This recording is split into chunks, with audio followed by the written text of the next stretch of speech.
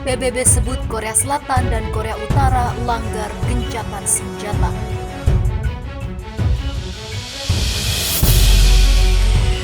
Sebelum lanjut, jangan lupa subscribe dan nyalakan tombol notifikasinya agar tidak ketinggalan info terbaru dari Santri Online.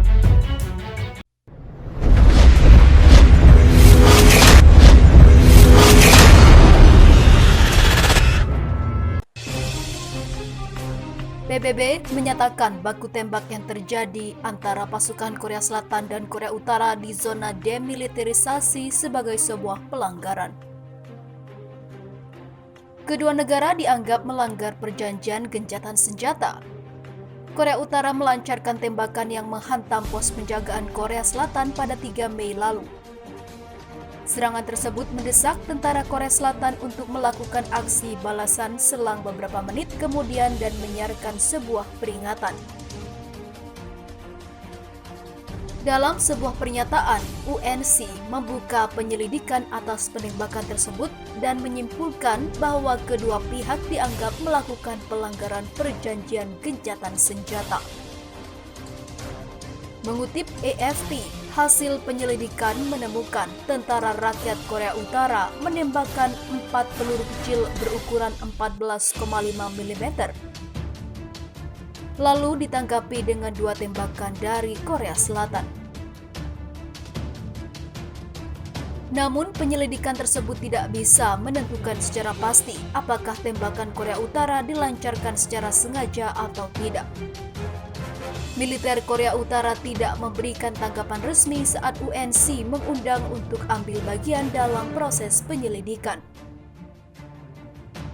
Kementerian Pertahanan Korea Selatan menyatakan penyelesaiannya atas pengumuman temuan tersebut dan mengatakan pasukannya mengikuti insting alami mereka melalui aksi balasan.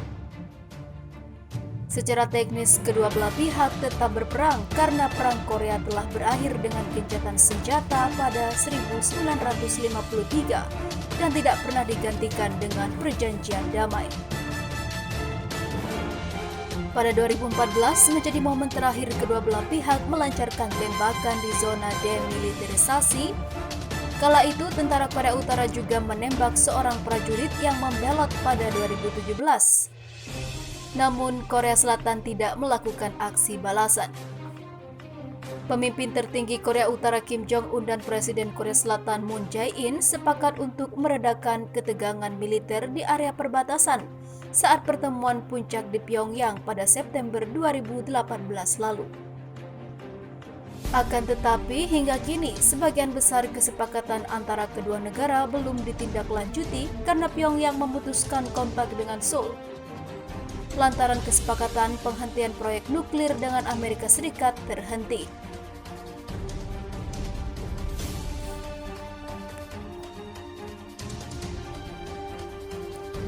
Sebelumnya, 80 tahun lakukan gencatan senjata, Korea Utara dan Korea Selatan kembali terlibat baku tembak di perbatasan.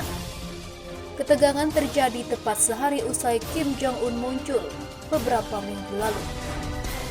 Tentara Korea Utara dan Korea Selatan saling mengeluarkan tembakan di zona demilitarisasi pada Minggu 3 Mei lalu. Kedua belah pihak kini sedang berbicara melalui jalur komunikasi militer. Tentara Korea Utara menembaki pos pengamanan militer Korea Selatan beberapa kali sekitar jam 7.41 pagi waktu setempat. Korea Utara dan Korea Selatan bertukar senjata di sekitar pos penjagaan desa, meningkatkan ketegangan sehari setelah media pemerintah Korea Utara menunjukkan Kim mengunjungi sebuah pabrik pupuk. Laporan pertama, dia muncul di depan umum sejak 11 April lalu. Korea Selatan merespon dengan menembakkan 2 tembakan ke arah Korea Utara, kata JCS. Tidak ada korban yang dilaporkan.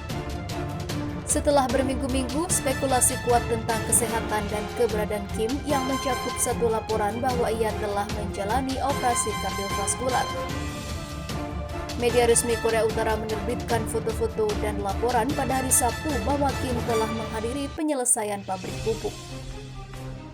Kim terlihat di foto-foto tersenyum dan berbicara dengan para pembantu di upacara pemotongan pita dan berkeliling pabrik. Rekaman TV pemerintah menunjukkan gerakan kaki Kim tampak kaku dan tersentak-sentak. Keaslian foto yang diterbitkan di situs web surat kabar resmi Rodong Sinmun tidak dapat diverifikasi. Korea Utara yang tertutup selama bertahun-tahun mengejar program nuklir dan rudal yang bertentangan dengan saksi dengan Dewan Keamanan Amerika Serikat. Pembicaraan antara Korea Utara dan Amerika Serikat disorot oleh 3 pertemuan antara Kim dan Presiden Amerika Serikat Donald Trump terhenti. Dalam briefing panjang yang diadakan pada hari Minggu, seorang pejabat di Korea Selatan, JCS, mengatakan tembakan itu tampaknya bukan suatu provokasi yang direncanakan. Komando Amerika Serikat yang dipimpin Amerika Serikat yang mengawasi urusan di DMZ yang dijaga ketat mengatakan pihaknya sedang bekerja dengan JCS untuk menilai situasi.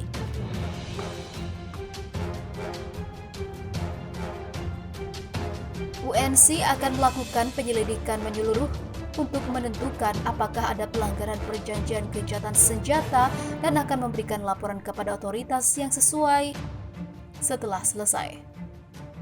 Choi Kang, Wakil Presiden Institut Studi Kebijakan ASAN, mengatakan dia yakin waktu provokasi menunjukkan bahwa itu bisa direncanakan untuk menunjukkan bahwa Kim masih bertanggung jawab atas militer Korea Utara. Kemarin, Kim berusaha menunjukkan bahwa dia sangat sehat dan hari ini Kim berusaha membungkam semua jenis spekulasi bahwa dia mungkin tidak memiliki kendali penuh atas militer, kata Choi. Choi menambahkan daripada melakukan semuanya dengan menembakkan rudal dan mengawasi peluncuran rudal, Kim bisa mengingatkan kita, ya saya sehat dan saya masih berkuasa.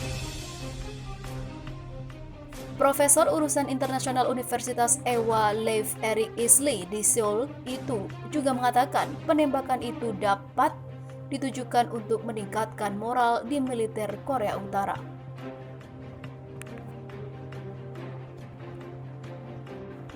Diberitakan sebelumnya, pemimpin Korea Utara Kim Jong-un dikabarkan telah memimpin pertemuan Komisi Militer Pusat dari Partai Buruh yang berkuasa. Dalam pertemuan tersebut, Kim membahas mengenai kebijakan baru untuk lebih meningkatkan sistem pencegahan perang nuklir negara itu. Lapor media pemerintah. Selain itu, dalam pertemuan juga dibahas mengenai langkah-langkah militer yang penting dan langkah-langkah organisasi dan politik untuk lebih memperkuat angkatan bersenjata secara keseluruhan. Yang ditetapkan dalam pertemuan itu adalah kebijakan baru untuk lebih meningkatkan pencegahan perang nuklir negara itu dan menempatkan pasukan bersenjata strategis pada operasi siaga tinggi. Sejalan dengan persyaratan umum untuk pembangunan dan pengembangan angkatan bersenjata negara itu, tulis KCNA sebagaimana dilaporkan ulang oleh Yonhap News Agency, dikutip pada hari Selasa 26 Mei 2020. Yang ditetapkan dalam pertemuan itu adalah langkah-langkah penting untuk meningkatkan kemampuan serangan senjata dari pasukan artileri rakyat Korea, tambahnya. Namun demikian, media itu tidak merinci lebih lanjut soal kebijakan baru tersebut.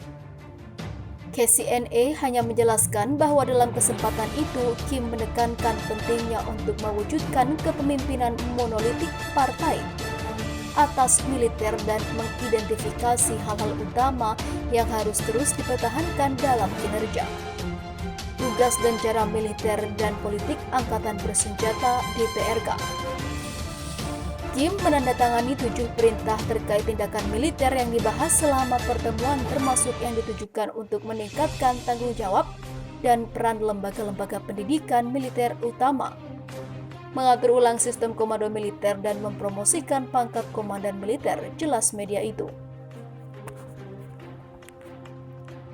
Dalam pertemuan itu, Ri Byung Chol yang dikenal karena keterlibatannya dalam pengembangan senjata Korea Utara terpilih sebagai Wakil Ketua Komisi Militer Pusat, jelas KCNA.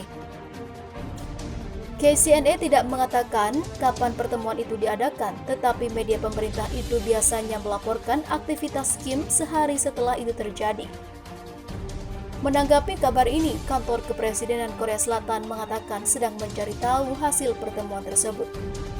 Kantor pemerintah yang relevan sedang menganalisis hasilnya, kata seorang pejabat Chong Wadai kepada wartawan ketika ditanyai tentang sikap Seoul soal hasil pertemuan itu.